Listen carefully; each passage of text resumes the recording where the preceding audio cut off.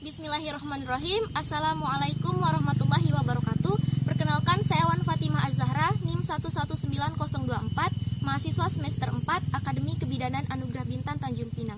Baiklah, di sini saya akan menjelaskan mengenai permasalahan kesehatan reproduksi wanita yang berhubungan dengan status sosial.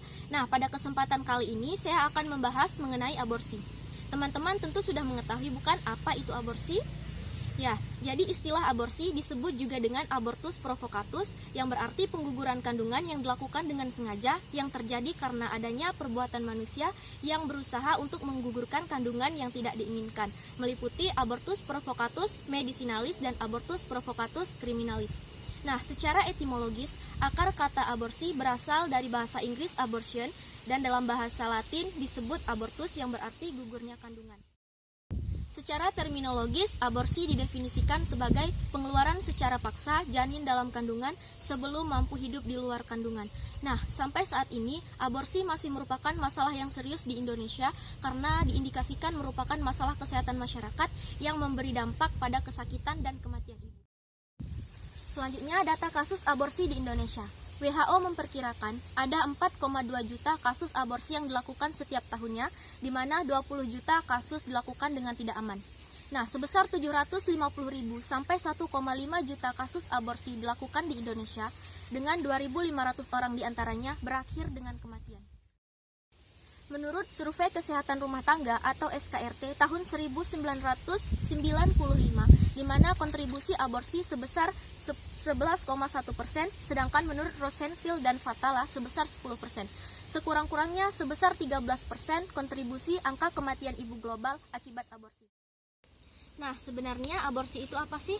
Jadi, kata aborsi atau abortus diserap dari bahasa Inggris abortion yang berasal dari bahasa Arab yang berarti pengguguran kandungan atau keguguran. Menurut WHO, aborsi didefinisikan sebagai penghentian kehamilan dengan alasan apapun sebelum buah kehamilan mampu bertahan hidup di luar kandungan ibunya. Sedangkan aborsi yang tidak aman yaitu penghentian kehamilan yang dilakukan oleh tenaga tidak terlatih atau tidak mengikuti prosedur kesehatan. Kemudian apa saja sih faktor-faktor atau alasan seseorang ingin melakukan aborsi?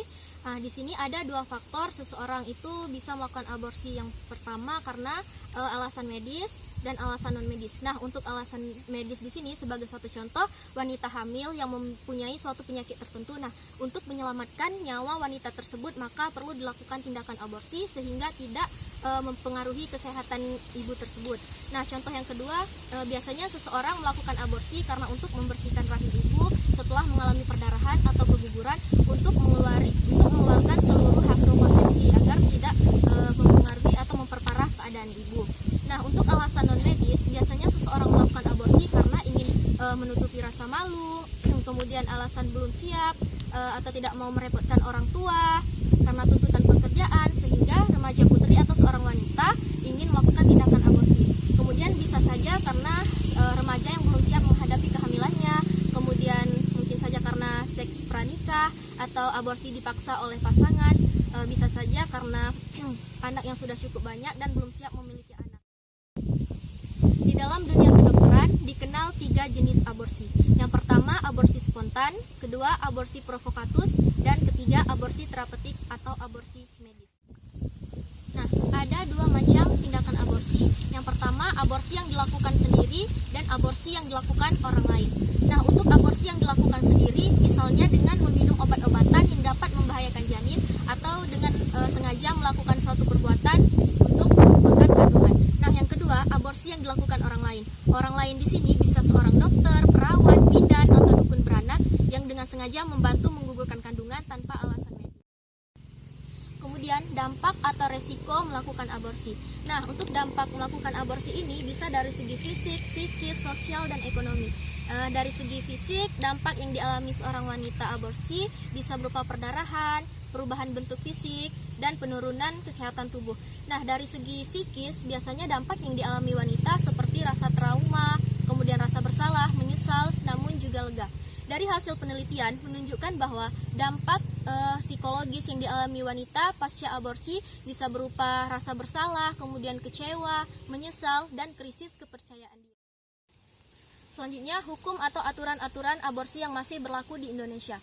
Yang pertama, Undang-Undang Republik Indonesia Nomor 1 Tahun 1946 tentang Kitab Undang-Undang Hukum Pidana yang menjelaskan dengan alasan apapun aborsi adalah tindakan melanggar hukum. Yang kedua, Undang-Undang Republik Indonesia Nomor 7 Tahun 1984 tentang pengesahan Konvensi Penghapusan Segala Bentuk Diskriminasi Terhadap Perempuan. Yang ketiga, Undang-Undang Nomor 23 Tahun 1992 yang menuliskan dalam kondisi tertentu bisa dilakukan tindakan aborsi.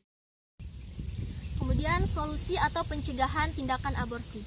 Jika Anda sedang memikirkan ingin melakukan aborsi, maka tenangkan pikiran Anda dan ingatlah bahwa aborsi bukan suatu solusi yang baik. Dan mintalah bantuan kepada beberapa pihak yang dapat membantu masalah Anda, seperti keluarga dekat atau anggota keluarga lain, kemudian saudara seiman, organisasi-organisasi pelayanan keagamaan, dan seseorang yang mampu membantu Anda secara pribadi.